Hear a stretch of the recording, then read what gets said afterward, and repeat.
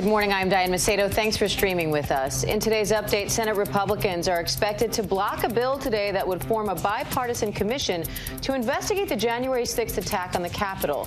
Senate Minority Leader Mitch McConnell announced his opposition last week, calling the bill a, quote, purely political exercise. Democrats say the bill's critics are just trying to please former President Trump, who was impeached for inciting the mob that stormed the Capitol. The mother of Capitol Police Officer Brian Sicknick, who suffered 2 fatal strokes a day after the attack, is meeting with several Republican senators to push them to support the commission. New research is painting a clearer picture of how long protection against COVID could last. 2 new studies suggest people who recover from the virus have some immunity long after antibodies faded, even a year later. Nearly 60% of Americans have gotten at least 1 dose of the COVID-19 vaccine, but the 7-day average of doses administered in the U.S. has dropped by nearly 50% in the last 6 weeks. Now states and companies are going all out to incentivize more vaccinations, offering everything from lottery tickets to a seat at the Super Bowl. And get ready for a very busy travel weekend. More than 37 million Americans are expected to hit the road or take to the skies for Memorial Day weekend. That's up 60% from last year. And ABC News is now learning air traffic controllers in the Florida region are handling more flights than they did in 2019, before the pandemic. And we're learning more about that deadly mass shooting and the 9 victims killed at a transportation facility in San Jose, California. Authorities say the gunman who worked at the facility used 2 pistols and had 11 magazines of ammunition, and that he took his own life when confronted by police. New surveillance video shows the suspect leaving his house for the last time moments before it erupted into flames.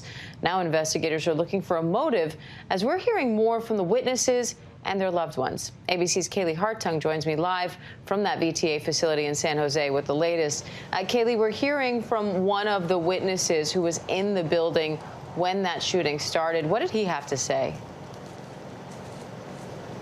Yeah, well, Diane, we've heard officials here praise the quick response of law enforcement here, saying that they saved lives. But this morning, we're starting to hear about the traumatic experiences of the victims, of the employees here who survived this mass shooting. Kirk Bertolet is one of them. He's a longtime employee here at the Transportation Authority. He described his experience yesterday morning. I just felt so helpless, so utterly hopeless to be there while this was going on and not being able to do anything. And it tore me up. It's gonna change my life forever. It was just, I had a mission to do. I had to go see if I could help anybody, save anybody, or do anything. And then when the realization that everybody was gone, it was just walk away. So you hear that experience, Diane. This was absolutely traumatic for people just like Kirk Bertolet. Kirk Bertolet being someone who knew the shooter.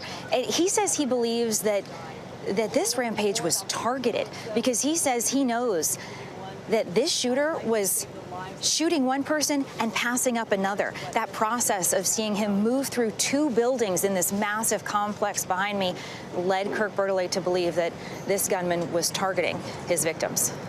And Kaylee, what do we know about those victims so far? And we're learning more details about really the hard stuff. Diane, 9 men who were all employees here of the Transportation Authority. They range in age from 29 to 63. We're still trying to learn more about who these men were and what their relationship was to the shooter. But more of what we learned from Kirk Bertolet was that this was a workplace, this was an environment where he says some coworkers could be brutal to each other. Government employees here who he says could be frustrated by the responsibilities and tasks they would have to take on day to day. But I think as we learn more about who these individuals were and what their relationship was to the shooter, if this was in fact a targeted attack in the way that this one employee believes it was, this picture will become much clearer of what led the shooter to snap. And so, Kaylee, what more have you heard from officials there in terms of the status of the investigation? Yeah, Diane, this is an active crime scene. Today, we will have ATF and FBI and local agencies on the scene here as they say they are going to comb through every crevice of this incredibly large facility looking for clues. Yesterday, the focus was on the bomb squad, really doing the most detailed work they could after a K-9 team detected what they believed were explosive components, not so much explosive devices assembled, but the components you need to put a device together in the suspect's locker here at the facility. So now it's the process of looking for clues. Again, this suspect was in an area of this facility that was secure. So he moved through one building into another, covered a lot of ground in a very short amount of time. As we've said so many times, the quick response of law enforcement here really saved lives because they were running from their offices just across the street here into this active shooter situation. And as officials have said, this could have been much worse. And Kaylee, we Diane. also know while this was all happening, there was also a fire happening at the suspect's home. So in a way, authorities were diverted there to respond to both of those scenes. So what's happening with the investigation at his house right now? Yeah, there was so much for authorities here to juggle yesterday morning, to the point that at first it wasn't clear that these two incidents were related in any way. But now the working theory that we're hearing from authorities here, Diane, is that perhaps the suspect had a device of some sort to set that house on fire after he'd left to coordinate it with the shooting. Because what's interesting to hear is that the 911 calls that came in for the shooting here came in at 6:34. And then the first 911 calls for the house fire weren't until 6:37. And it's about 10 miles from the shooter's house to this facility. All of this transpiring in a matter of minutes, both of those calls coming in as well as law enforcement's quick response. They tell me it was a matter of just minutes between that first 911 call coming in and then authorities arriving on the scene, coming in contact with the suspect. No gunfire exchange between them because as soon as the suspect realized law enforcement was there, he turned the gun on himself. So as for that investigation at the suspect's house, again, it's another opportunity to look for clues, to look for evidence, to try to understand why this happened. The sheriff this morning telling me they haven't found any sort of a manifesto or any letter that was left behind to help explain why, but they are looking to every detail to try to understand better. Diane. All right, Kaylee Hartung in San Jose, thank you. And the Department of Homeland Security is now ordering pipeline companies to report cyber attacks within 12 hours. This comes after a ransomware attack shut down the Colonial Pipeline for days. Experts say ransomware attacks like that one are becoming more frequent, and organizations that operate quote-unquote legacy technologies are more vulnerable. ABC's Alex Perche has more. Certainly you've seen the headlines. We begin tonight with the growing concern across this country after that massive cyber attack. The effects of the Russia-based ransomware attack are being felt up and down the East Coast. We are learning the company paid the hackers millions in ransom. Colonial Pipeline, the victim of a devastating ransomware attack. Its effects passed down to the consumer through gas shortages and panic buying. But how did we get here? First, you have to understand what ransomware is. Sean Henry is the chief security officer at CrowdStrike. He also spent more than 2 decades working at the FBI. Ransomware is the deployment of malware, malicious software, into a corporate environment that encrypts all of the data. Hackers will then only decrypt that data if the original owner pays up, often through cryptocurrencies like Bitcoin. It's a digital ransom. It's exactly what it is. It's not very different from kidnappings and extortions. It's also encouraged these hackers to focus on critical infrastructure. Think healthcare. Dr. Mark Memo's urology practice in Northeast Ohio got hit in 2019. He says the hackers wanted $24,000 in Bitcoin. We said we would be willing to, pay them if they could prove that they could unencrypt the data. His IT firm paid the ransom, but Memo estimates the ordeal still cost his practice about $150,000 in back bills, lost business, and rebuilding security. It also impacted his patients. And we had patients that were in the middle of cancer treatments that we had to delay because we couldn't verify the data, we couldn't verify the medications they needed. According to the National Cyber Investigative Joint Task Force, there are 3 common ways these ransomware attacks happen. Phishing campaigns like emails with malware and a suspicious link. Remote desktop protocol vulnerabilities, where hackers gain access to a computer or network over the internet. And software vulnerabilities, where hackers use security weaknesses in widely used software to access people's data. Many of these attacks come from organized crime groups that operate out of Russia, as well as North Korea, China, and Iran. The U.S. government can only use law enforcement actions in a foreign country with the collaboration of the host government. Ransomware attacks first got on the radar of many in 2017. The WannaCry worm is estimated to have infected more than 200,000 people around the world, victims often paying between $300 and $600 in Bitcoin to unlock their data. But since then, these attacks have increased and evolved. A report by the Center for Strategic and International Studies and McAfee estimated the worldwide cost of cybercrime at almost $1 trillion between 2018 and 2020. Unfortunately, those payments encourage these organized crime groups to continue. The FBI warns against paying these ransoms, and just this fall, the U.S. Treasury's Office of Foreign Asset Control tried to crack down on them too, especially ransoms to sanctioned hackers. It issued an advisory to companies that engage with ransomware attack victims of the potential sanctions they could face for facilitating ransomware payouts. They'd rather deal with the government saying they did something wrong than deal with an organized crime group who has just ended the existence of their company. Cities have also fallen victim, including New Orleans. It got hit with a ransomware attack in December of 2019. A city employee opened the wrong email at work. A phishing attack. It's devastating. Kimberly LeGroux is the city's chief information officer. The city opted to rebuild its system instead of pay up.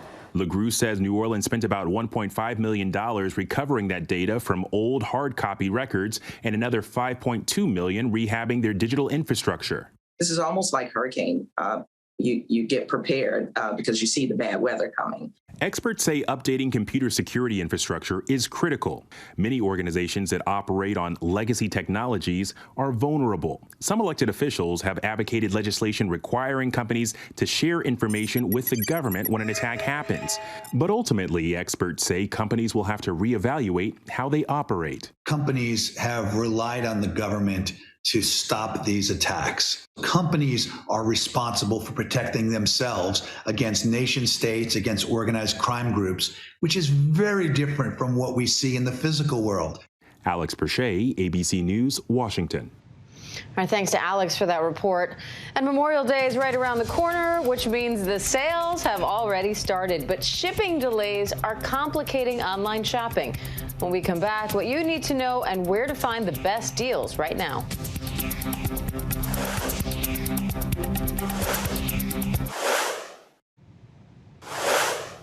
Welcome back. Retailers are offering some major sales and enticing savings this Memorial Day weekend, but shortages and shipping delays are complicating online shopping. ABC's Becky Worley has more.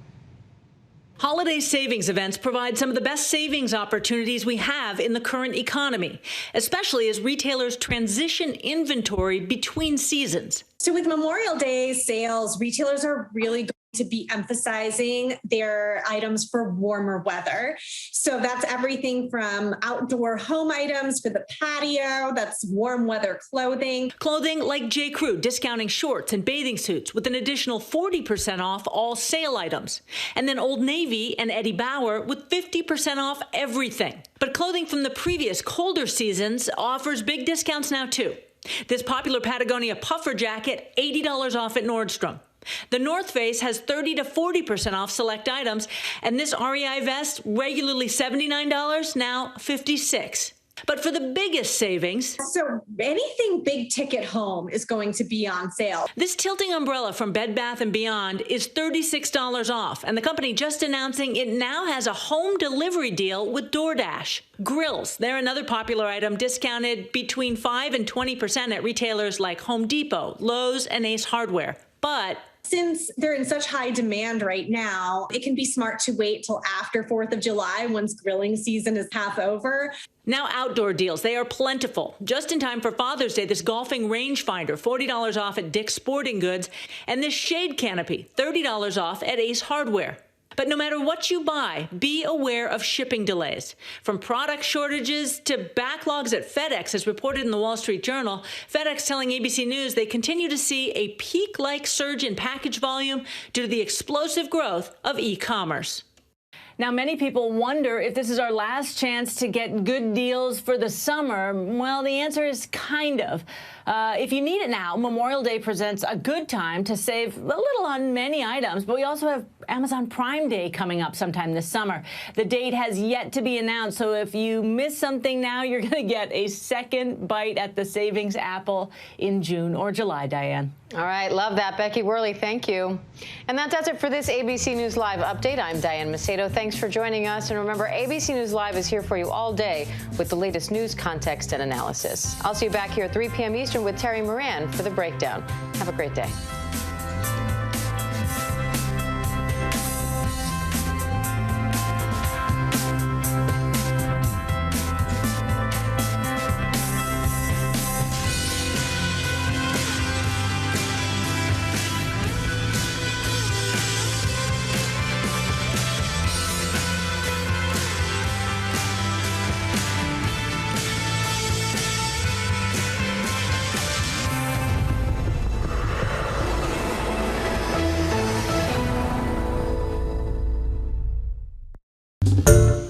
Hi, everyone. George Stephanopoulos here. Thanks for checking out the ABC News YouTube channel. If you'd like to get more videos, show highlights, and watch live event coverage, click on the right over here to subscribe to our channel. And don't forget to download the ABC News app for breaking news alerts. Thanks for watching.